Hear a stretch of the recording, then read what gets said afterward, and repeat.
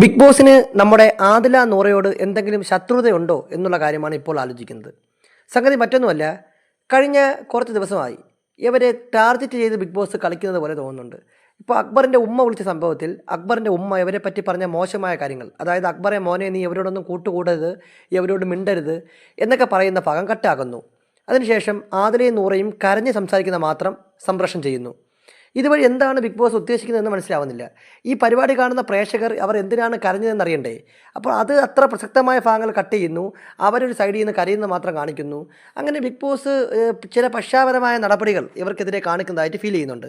അതുപോലെ ഇന്ന് നോമിനേഷന് വന്നപ്പോൾ ബിഗ് ബോസ് വളരെ അപ്രതീക്ഷിതമായിട്ട് അനൗൺസ് ചെയ്ത കാര്യമാണ്, ഇന്നു മുതൽ ആദിലയും നൂറയും 2 മത്സരാർത്ഥികളായിട്ടാണ് മത്സരിക്കേണ്ടത്, അവർ ഒന്നല്ല.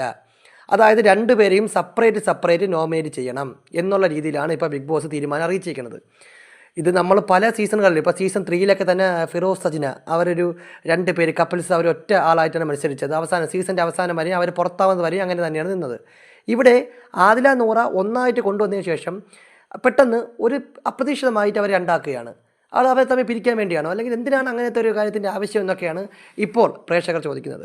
എന്തായാലും ബിഗ് ബോസുമായി ബന്ധപ്പെട്ട കൂടുതൽ വാർത്തകളും വിവരങ്ങളും അറിയാൻ നമ്മുടെ ഈ ചാനൽ സബ്സ്ക്രൈബ് ചെയ്യുക.